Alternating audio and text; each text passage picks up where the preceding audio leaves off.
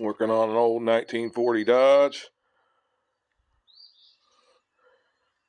We got this 230 cubic inch Dodge Flathead 6 here.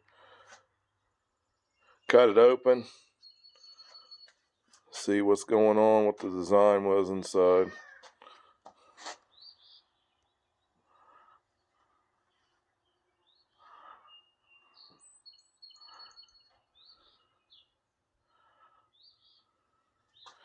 A lot of junk down there in the bottom. And it's above the drain plug. Drain plug's right there.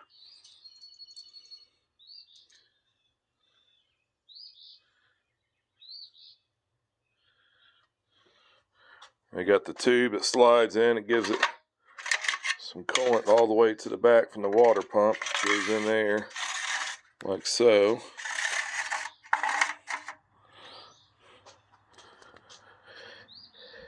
They've got it stamped A14508, but they've got it stamped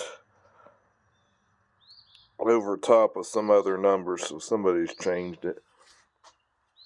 So it's a 50 models Dodge engine. Doing a little experimenting. That's it. Having overheating issues with these engines. Blew holes in that engine, in the number 2 and the number 5 cylinder. The engine that's in the car's got a crack on the block right here. It's cracked.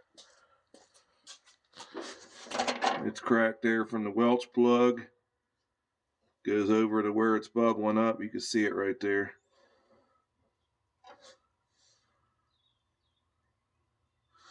I'll take all them Welch plugs back out and reseal them up. They're all leaking.